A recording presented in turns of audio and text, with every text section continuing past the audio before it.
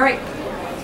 Thank you guys for having me. I am actually really excited to be here because I am a Northeastern alumni. It wasn't long ago that I was, thank you. It wasn't long ago that I was living in the West Village. I was working out at Marino. I was taking classes at Dodge Hall and hanging out here at Curry. So I was in the position that all of you were sitting in not too long ago. This is me fiercely and seriously pitching a hooded pillowcase covering on national television. I've been on Shark Tank multiple times, and it's a series of fortunate events. And I could stand up here and tell you the secret to really launching a business is come up with a good idea and then get it on Shark Tank and that's it. But there were so many years prior to me even having my products on Shark Tank that it's important to understand the journey to get from, you know, having an idea, getting it out in the marketplace, starting to sell it, and then gaining traction, and then even having the opportunity to pitch on a show like this. So this is Boston. I came to Northeastern and I chose my degree through a process of elimination. If I took a degree in marketing, it wouldn't, you know, cater to my creative side. And if I took a degree in advertising, it fell into the School of Journalism, which required me to write. I hate writing. And so I decided to study media arts and design, so graphic design. And I knew two things were certain after I finished my freshman year of graphic design. And the first one was important. I took all these graphic design courses and I loved them. But I knew I didn't want to be a graphic designer. So here I am taking all these courses for graphic design and I knew that I didn't want to be a designer. And the second, but I loved it though. So that I was recognizing this passion that I had for it, but what I liked the most was doing the creative direction where everybody else would do the design work and I actually wanted to direct them. So I knew I wasn't going to be a creative, but maybe I would do something in graphic design along the line. So I decided to diversify my degree and I picked up a minor in business. And the second thing I realized when I finished my freshman year was that I loved consumer goods. And you know, people would do these campaigns in our graphic design department, we'd do these critiques and they would do like public service announcements and all this kind of stuff. But I started to recognize that when people were talking about consumer goods and like rebranding them, that it really got my blood pumping and I got really excited about it. I didn't know what to do with that piece of information, but I knew that I liked that.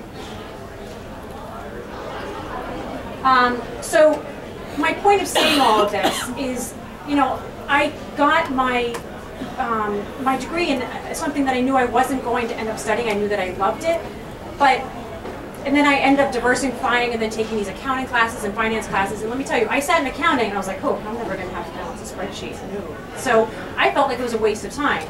I use every single class that I took when I was here at Northeastern with me today. And I didn't know that that was the case. I didn't know I was going to be an entrepreneur, but I use all of it. So if you're ever sitting in a class and you're rolling your eyes, you're thinking, ugh, you know, just dig deep. Try to learn what you can out of it, because it'll apply later. Because I would kill to come back and sit at Dodge and take that accounting class again, because I have to do my books, and I would kill to take those financing classes again. I was terrible at them, but I wish I learned more. So just don't take advantage of the stuff that you guys are studying. You're going to take something away from it. So I got my degree, and I held that piece of paper, and I thought, dear God, I have to do something with this. And I did what any respectable recent graduate will do. I moved back in with my parents, and it was awful. I mean, and you know, my parents were so kind and loving, but you know, it just really wasn't for me. I was coming from living in Boston. I knew I loved living in cities, and then I'm going back living in suburban Pennsylvania. And my father was kind enough to give me a position at his precast concrete distribution company. And so, and something in marketing, but you know, there was something wrong with that picture. And what's wrong with that picture? I'm going to repeat what he does again. It's precast concrete distribution. And what did I tell you that I loved? I knew I loved it after freshman year. What did I love?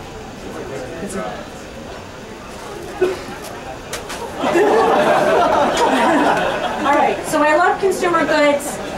I knew that I loved consumer goods, and I actually went back home, and I love Boston, and I moved. I don't know why I did that. I love Boston. And so I moved back home and I took a job at my dad's company. And I arrived at my first day of work, bright-eyed and bushy-tailed at 8 a.m. and I looked at the clock at 9 a.m. and I thought, oh my God, I'm not going to make it. This is horrible. And there were people at this company that were happy to be there. I just wasn't happy to be there. And I knew from the first hour of being at my father's company that this was not for me. You know, it's wonderful that he made this career out of doing this, but it definitely wasn't for me. And so I stayed there for 3 months, and I think, you know, I'm gonna tell you, I don't know if I told anybody this before, but I spent one of the last weeks of me working for my father's company crying at my desk. Because I didn't know what to do. I felt really stuck, because here I am living at my parents' house, they're graciously letting me stay there, I'm getting paid, my father gave me a job, and I was miserable. So, you know, I had to recognize that something wasn't going to work, so I contacted a friend I went to Northeastern with, and I said, I'm coming back to Boston. And she said to me, wait, because she was living in Brooklyn, and said, don't go back to Boston yet. I've got a sublet in New York. Come move into my apartment. And I had enough money to last me 1, 2, 3 months. So I took that sublet in New York, and I left Pennsylvania. And so the point of this, of me telling you this, is that you know, you make these decisions, and sometimes they're not the right decisions, but you learn from them, you figure out what to do, and then you move on from them. But don't sit, like, I would still be miserable if I was sitting at my dad's company today. I had, you know, I took the job and I recognized the mistake, but you have to kind of move on from that and, you know, do something bigger. So don't ever get stuck. So my friend gave me this sublet in New York, and I, you know, applied to every single job I could possibly find, and then I was fortunate to get a job at this company called Red Dot Solutions, which was an enterprise content management software company. And again, I don't know if you guys can understand it, but is that a consumer products company? No. Good. So, you know, so I arrived again at my first day at work at this content management software company. They put me into training, and I thought, dear God, what am I going to do with this? But the thing that was unique about Red Dot, it was really interesting. So here I am setting up trade show booths. I learned how to do trade show management. I learned stuff in marketing. I learned stuff about, you know, how handling our email marketing lists. I learned about press. So there was a lot that I could apply from Red Dot, but I knew from my first day being there that this was not the job for me. Again, there were many happy people getting paychecks from Red Dot. I just was not one of them. So some important things happened, you know, so I learned all these things from my experience at Red Dot. I met my husband, who happens to be standing there. We were dating at the time. And so the point is of this, everything is a learning experience. So here I am working at a B2B company again, but I was taking away from it and applying these things to an entrepreneurial career that I didn't even know was going to have. I never knew I was going to launch my own business. So this photo here, I told you I worked with all these odd people at Red Dot. Red Dot was started by an entrepreneur over in Germany, and you know, it was an interesting, and it was a startup environment. Very, very creative people doing lots of different things. And again, at this time I didn't know I was going to start my own business, and I was starting to learn all this stuff from these people that worked there. And these people, when I connected with them, would actually later help me launch my career. This guy here, Ryan, was the one I went to when I had problems with my website that I was launching for City Kitty, and said, can you help me out? That guy, Oliver Ziegler there, he looks incredibly bored, but Oliver taught me that, you know, he was launching all these little apps and like websites and one called Weather Fox and doing all these little gadgetry things. And he kind of, even though he had a full-time job, he was tinkering around with this other stuff, and it gave me the idea of, oh, it's okay to kind of do something else on the side. And one of the, actually probably one of the most important people besides my husband that I met when I worked at Red Dot is this guy right here. His name is Alan Corey, and at the time that I met him, you know, Alan is super nice, really funny guy from Atlanta, living in New York, and all I saw with what Alan was doing was that he was eating ramen noodles every single day. And he was really cheap, he wouldn't spend any money on anything. And so, you know, on the surface you're like, this is a really funny guy, but he just eats ramen noodles, he won't spend any money on anything. And as I dug deeper and got to know Alan more, I realized that he was working towards a goal that he had set forth with himself, which was he wanted to be a millionaire by the time he was 30.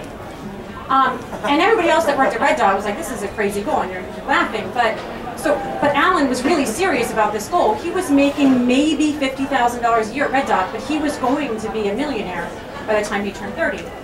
And Alan was doing a number of different things to get there. He was eating ramen noodles every day, but he was also, he had invested in this first piece of real estate, bought an apartment for $100,000, later turned around for $200,000, bought his next place, made another $100,000 off of that, and he was working his way towards his goal. But he did something else that made kind of a light bulb go off in my head. he was using press to kind of get where he wanted to go with his career.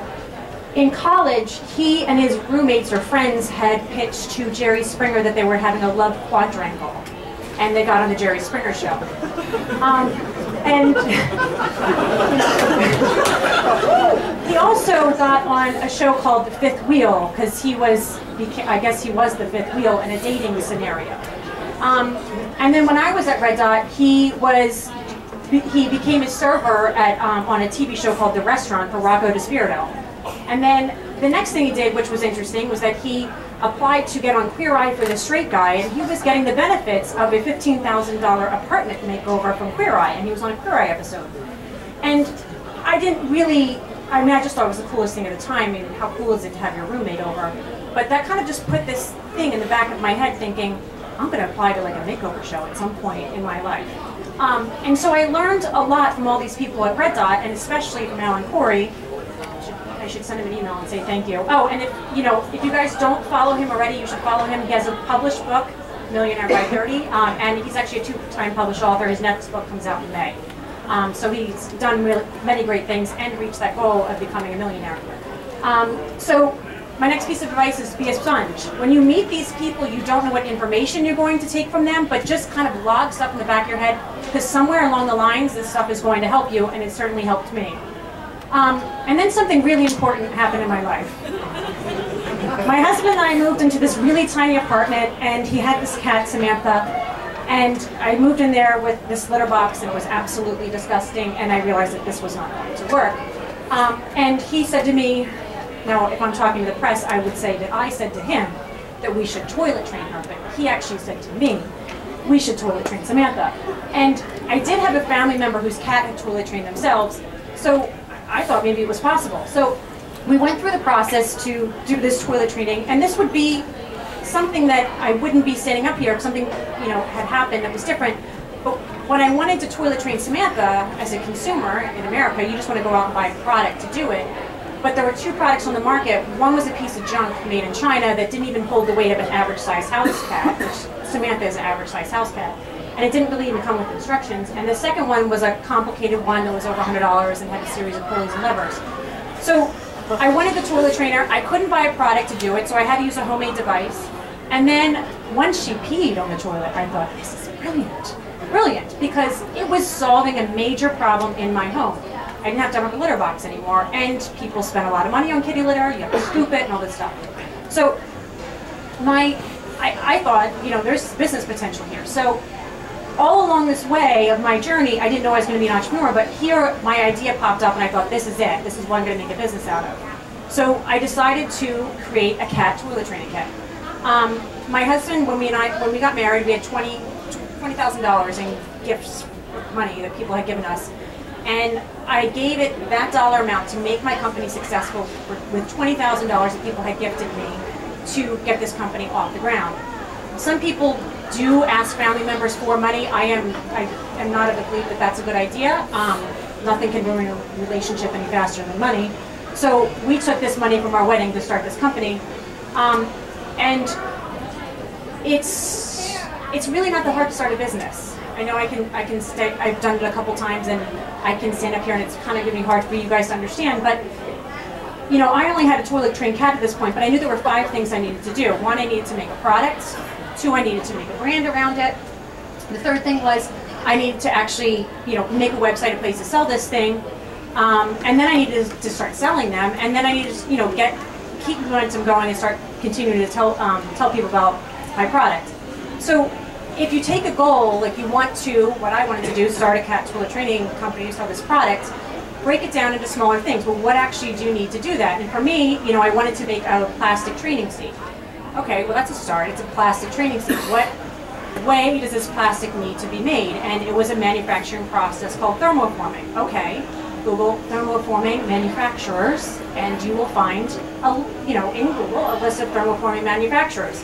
So then you just pick up the phone and call them. Will you do prototyping? Will you do small runs? I found one that said yes after 20 had said no, and I was getting a prototype. I needed to, create the brand. I contacted the girl that I was in taking the media arts classes with.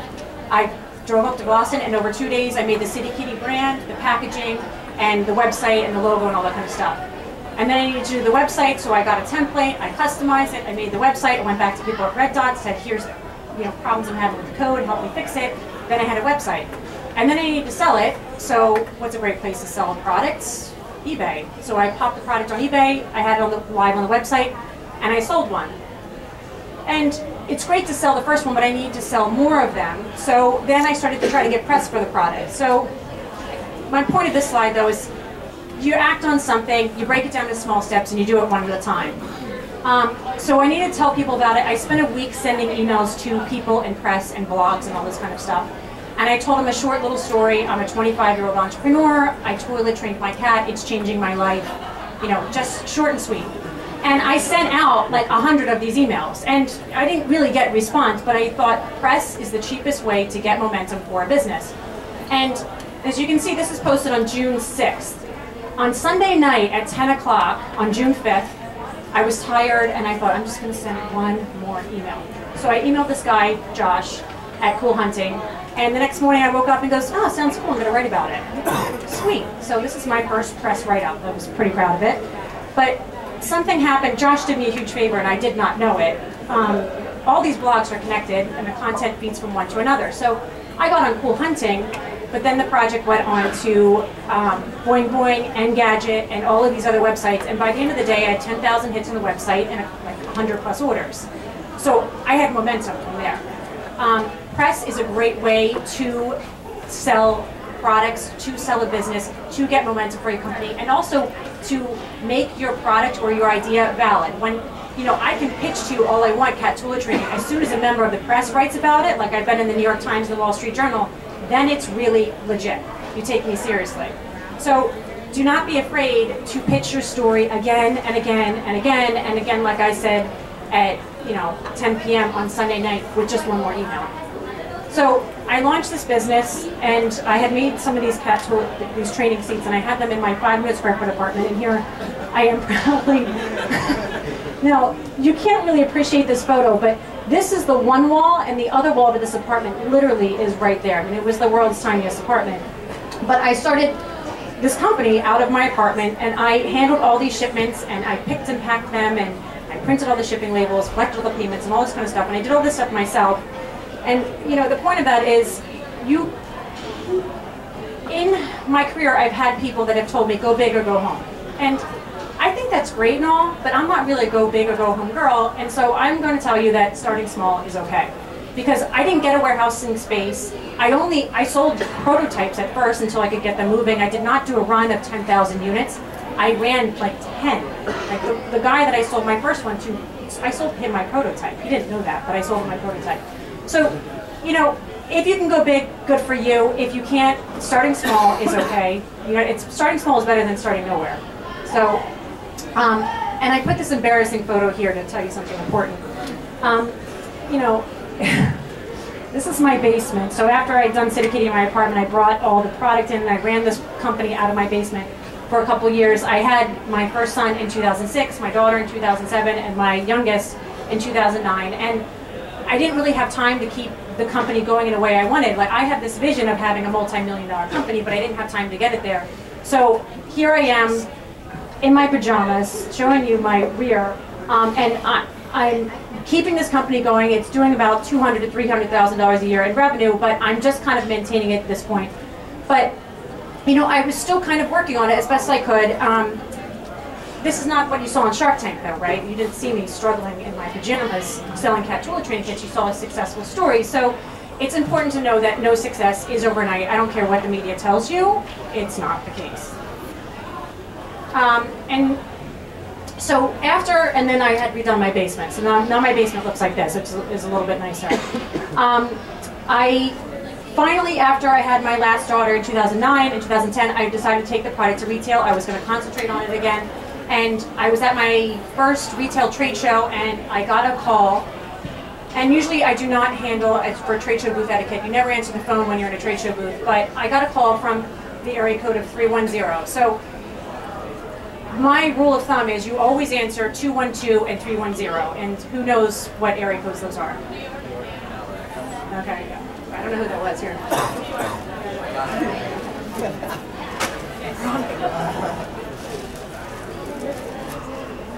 All right, so I get a call from 310. I answer the phone, and he's like, my name's Rhett, and I'm a producer for a TV show. And it's a show where entrepreneurs can go and they can pitch their product and all this kind of stuff. And he says, the show's named Shark Tank. I'm like, yeah, I know it. I watch it. Any entrepreneur watches Shark Tank, of course.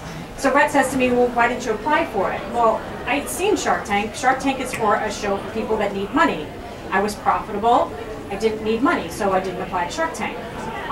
They also have this really intimidating contract thing that you're going to check mark on when you sign up for it. So, but Rhett positions to me that Shark Tank is more than just being on a TV show. It is, you know, it is one of the biggest press opportunities that you can do, but you can form a partnership from the show, you can make connections and all this kind of stuff. So even though maybe you don't need money, you can form a partnership that could do a lot for your business. So I got called from a producer from Shark Tank to be on the show, which would make it seem like I'm a shoo-in to be on the television show. But, you know, the important lesson is nothing is ever certain, and so you always put your best foot forward. I pitched myself hard to get on this television show, even though they had called me for it.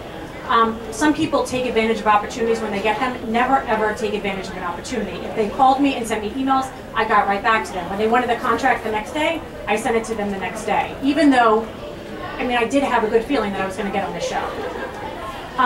So they flew me out to LA to film this television show. I don't know, I'd never actually noticed there's my little brochure on the thing there. And these are all the crazy, zany entrepreneurs I met while doing the show. And all of these entrepreneurs had something to tell you. They have businesses that range from zero in profits and sales to, you know, $1 million plus in sales. So, you know, you've got to learn from everybody when you can. So my advice in here is, when I was filming with these entrepreneurs, is you connect with these people, you learn from them, and you will be able to grow from that. I learned great retail things. There are people in here that I'm still in touch with today that, you know, will call me and say, hey, Rebecca, I saw that you did this, but maybe wouldn't it be a great idea to do something different? So, you know, you really need to learn from everybody you meet, especially from other entrepreneurs. So I went on the television show. I did my homework. I watched every single episode of Shark Tank prior to going on it. I learned the behaviors of every single one of the sharks. I knew that, you know, Kevin O'Leary only invests in certain size companies. Barbara Corcoran invests in smaller ones. Kevin O'Leary would probably say, you're dead to me, because he says that to everybody, or like, I'm going to squish you like the cockroach you are, or whatever he says. I also learned something else important. Kevin Harrington would tell you, that's my final offer, and then he would give you another offer.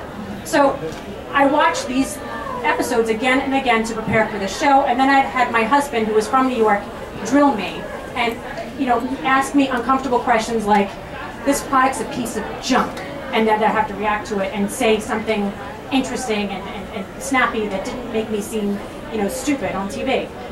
So I prepared as best as I possibly could to go on TV for City Kitty.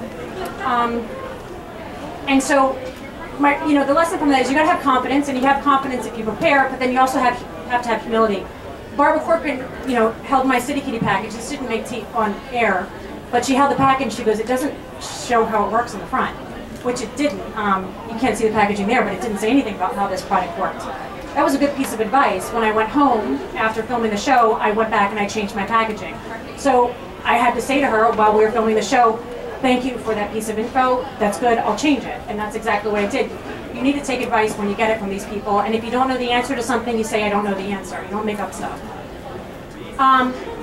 So this is me filming, and there's my new package. Barbara Corcoran said it doesn't show how it works on the front. Here I am. I changed it, how it worked on the front of the package. And this is my first shipment going out to the people that ordered from Shark Tank. The month that I was on Shark Tank, I sold over 10,000 units. And it was a lot. Like, you know, it was a lot to keep up with. There was a lot of late nights and early mornings. But, you know, I did a few important things. You can let, you know, success like this get you carried away and say, I'm going to expand, I'm going to be huge, and I'm going to do all these things. But, you know, the best part about, you know, I guess the lesson to learn from this is that it's an amazing wave when you get press like this, but you have to figure out the best way to ride it, how to take advantage of what you have, but don't drown in the process. There are businesses that have gone on the show that have since closed their doors because they didn't know what to do after they got all of these sales and all these orders and stuff like that. So great, ride the wave, but make sure your business stays profitable or doesn't go under in the whole process. So I was lucky enough, and I was so appreciative of the people putting me on Shark Tank, that I made sure to send them Christmas cards and thank them for the opportunity that they gave me. I made sure to send them email updates and let them know how great I was doing and all this stuff. And then when I got an opportunity to have a follow-up in season 2, I made sure to say thank you. And so the important part here is to always be thankful and to always thank those that give you opportunities, because that kind of stuff really helps out in the end. And I was so thankful to them that they gave me the opportunity to go on again on this television show. So, you know, I was the first person to ever be asked to come back on the show to pitch another product. And I believe it happened for a number of reasons. I mean, one, I did have another business to pitch to them, but I, throughout the process, was appreciative of what they offered me. I took advantage of what they offered me, but I was also humbled during the whole thing. So after I make my investment in Hoodie Pillow, I go through the whole process, and what do? I repeat. I did everything for Hoodie Pillow that I did for City Kitty, starting all the way at the beginning and getting back on Engadget and all those gadget blogs and doing everything and getting on GMA, and then I got the product on Shark Tank. So, you know, my journey here is not done, but I hope I at least have given you a little bit of insight on how it is really not that hard to start a business. You need to just break it down into smaller steps to figure out where you want to go, do it within a reasonable budget, and then, you know, work from there.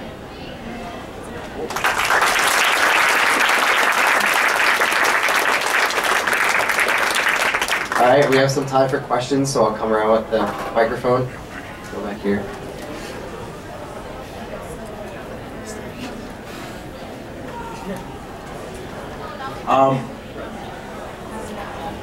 I love your two products, but when people, I'm sure people gave you crap for it along the way, like a lot. Literally. So how did you really combat that and like keep yourself up and confident? All right, City Kitty is this oddball, really weird product, but it does do something. It solves a problem for cat owners. It saves people time. It saves people money, and people like talking about it. And so there's really, you know, yeah, you can tell me I would never do that with, and I've had so many people tell this, I would never do that with my cat. I'm like, I don't care. I have a couple thousand people, 10, 40, 50,000 people that are doing it with their cats, so I'm good. You know, I think the important part is you need to, and this is kind of part of being humble. Okay, there are 38 million households in the United States that have cats. Great. Am I going to sell to all 38 million households? No, not all 38 million households want to toilet train their cat. How many people want to toilet train their cat? Maybe 1 to 2%. So the market for my product is maybe 380,000 customers this year, or 500, 600,000 customers this year. So you'll get the naysayers that'll tell you this is a piece of junk. Well, that's obviously not your customer, but you're pretty happy to sell to somebody that is your customer. So you take all that stuff and you say, okay, thanks for your feedback, and then you keep moving. That's my piece of advice. Is there any device that could ever potty train a dog? If I could potty train dogs, I'd be sitting on a yacht right now. So, I can't tell you how many times people have asked that to me. Not that you want to know this, but the short of it is the natural instincts of a cat and dog are very different. And so there actually is a dog on YouTube that has been potty trained. And I would really like to create a device to do that, but I don't think it's going to happen. For people like me who are curious and didn't see the episode, did you get any tempting offers from either of your Shark Tank appearances? I can't answer that. You're going to come see me and you didn't even watch me on TV? No, I'm kidding. I did get offers from people on the show, and this is something important that I did that maybe not all the entrepreneurs that go on, and you've seen Shark Tank before, right? Okay, so some of these guys go in there, and I showed you that picture of everybody that I filmed with. They're like, I have a multi-million-dollar company, and I'm going to ask them for $1 million for 5% equity in my company. Well, that is a sure way to get them annoyed at you. So when I was pricing out how much City Kitty was, I gave it a good valuation. I think I asked for $90,000 for 15% equity in my company. That was a fair valuation for a company that is profitable and doing well. They really don't care what it is that you're selling. They care about how much money you're going to make them. So I got offers on the show, but I got offers because I priced the company at a good valuation that made it appealing. So when I filmed for City Kitty, I got an offer from Kevin Harrington and Barbara Corcoran, and I think that was it. And then when I filmed for Hoodie Pillow, I got an offer from Urchevek, Corcoran, O'Leary, Damon John, and then whatchamacallit, the guy at the end, Cuban never had the chance to give an offer. So an offer from 4 people the second time I went on. Being a mother, wife, and also entrepreneur, how much sleep did you get? How was it? Like, can you like talk a little about that type of? The first couple years of my business, and I showed you that embarrassing photo of me working in my basement. I did not get a lot of sleep. I didn't hire my first employee until I was 6 years into it, and I probably could have grown maybe a little bit faster and had an employee sooner. It wasn't until I had an employee that I actually started to breathe again, because this, internet-based companies, this thing runs 24/7. So you go to bed at night and you wake up and you've got customer service emails and orders that need to be shipped and all this kind of stuff. So it was very hard to balance in the beginning, which is why I did not grow. And I didn't grow, this business didn't grow because of me, because of what I did, which is basically I kept it in the same spot to kind of keep it maintainable for me while I was having kids. And then, I was fortunate enough to grow it enough to be able to hire an employee, and then I started having the employee do the things that needed to be done. And now, I operate now these two businesses. I do a lot of it from my phone at this point, because I have, multiple employees that I can just send an email and say, do X, Y, and Z. So now you're playing a more high-level role, and you can just dictate to people the things that you want to get done, but you have to keep the vision going of what needs to get done. So I didn't sleep a lot in the beginning, but I get to sleep now, thankfully.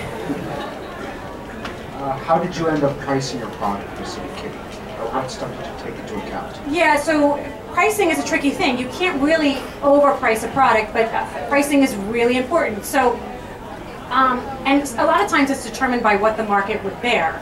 So for me, it was how much was I as a consumer, and my price is very similar to what it was when I started today.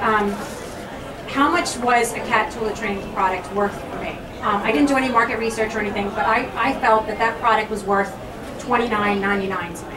That $19.99 was too cheap and probably wouldn't be able to get the job done, and so I decided for $29.99. But the other important part about the pricing is that you need incredible markup in products to sell them and to sell them into retail. I had somebody after I filmed City Kitty on Shark Tank, and I told my pricing on Shark Tank. I said it cost me $4.76 to make, a product in quantities of 10,000. And somebody emailed me and he said, how could you live with yourself marking up your product that much? And I don't really have very good markup on my product. That's 5-6 times markup. Do you know how much popcorn is marked up in movie theaters? You need at least 5 to 6 times markup for a product to sell it into retailers and distributors. And just to give you an example, if you imagine my product is $30, to sell it to a wholesaler, I need to sell it for between $12 and $14 because they want to make, they want to be able to mark it up, full markup. So that's to a wholesaler or a retail account.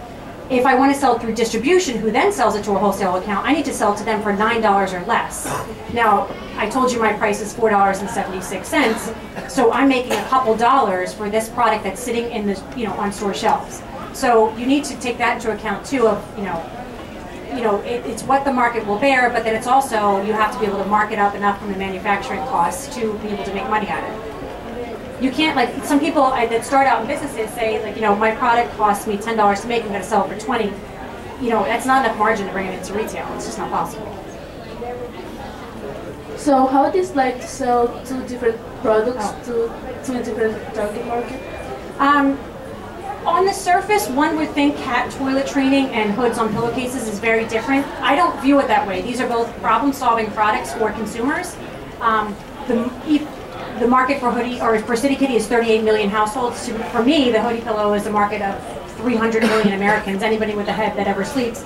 But they are both novelty items. To me, they're problem-solving items. And so it's difficult to market these things because, the retailers that you're getting might be very different, but there's commonality for me among these products. So I just don't see them as that different.